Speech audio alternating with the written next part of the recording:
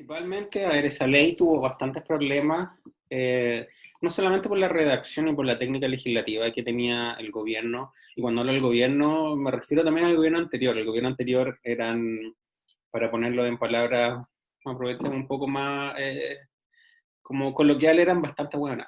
¿Y por qué?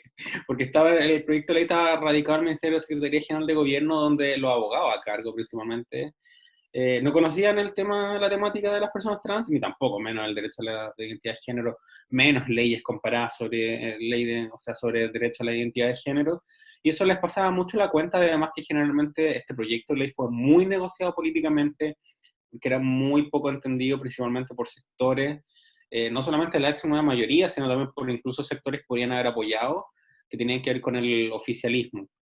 Y en ese sentido, el proyecto de ley tuvo hartas complicaciones y en lo que salió principalmente, que fue por un tema de también temas conservadores, que se cambió completamente el concepto que tenía de identidad de género. Para la gran parte de la gente, a lo mejor no hay una diferencia, porque el concepto de identidad de género a nivel internacional habla de esta vivencia interna, individual, de que la siente profundamente una persona, independiente o no de su sexo género asignado al momento de nacimiento.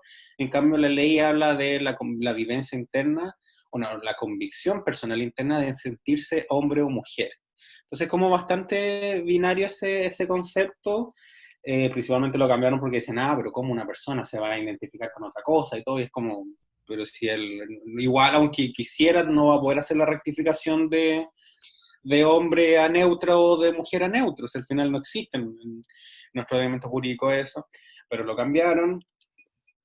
Uno de los grandes problemas fue que para los procedimientos de cambio de nombre se hizo registral no se exigiera ningún tipo de certificado.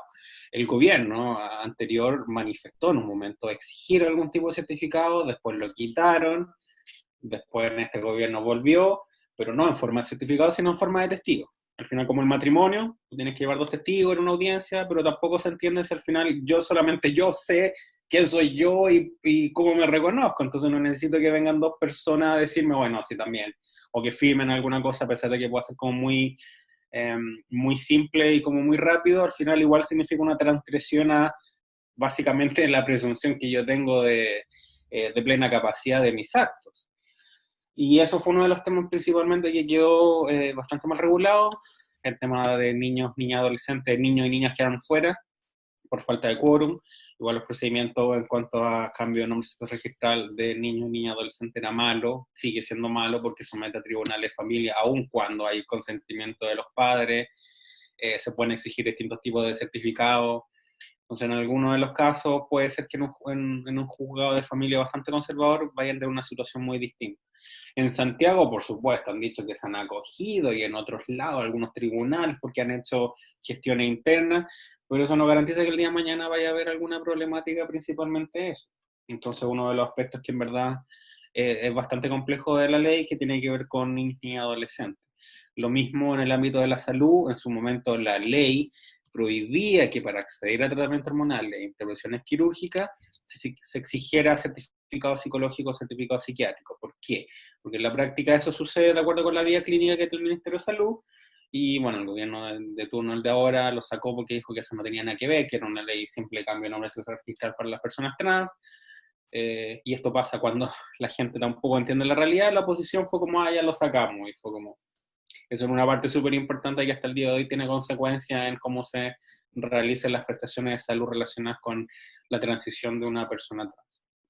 Y otro de los aspectos que tiene que ver mucho con el tema que se incorporó, que es el acompañamiento. La ley incorporó al final de la tramitación programa de acompañamiento para niños y adolescentes trans.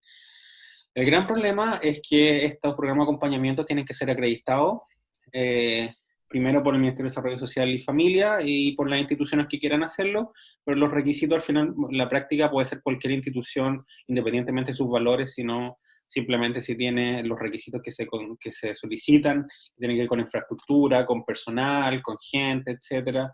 Entonces, en la práctica, la iglesia evangélica de, desde algún lado, básicamente con personalidad jurídica, podría solicitar y hacer programa de acompañamiento, no para acompañar a las personas, a ser niños ni adolescentes trans, sino por el lado contrario, para hacer que de alguna forma no transicionen.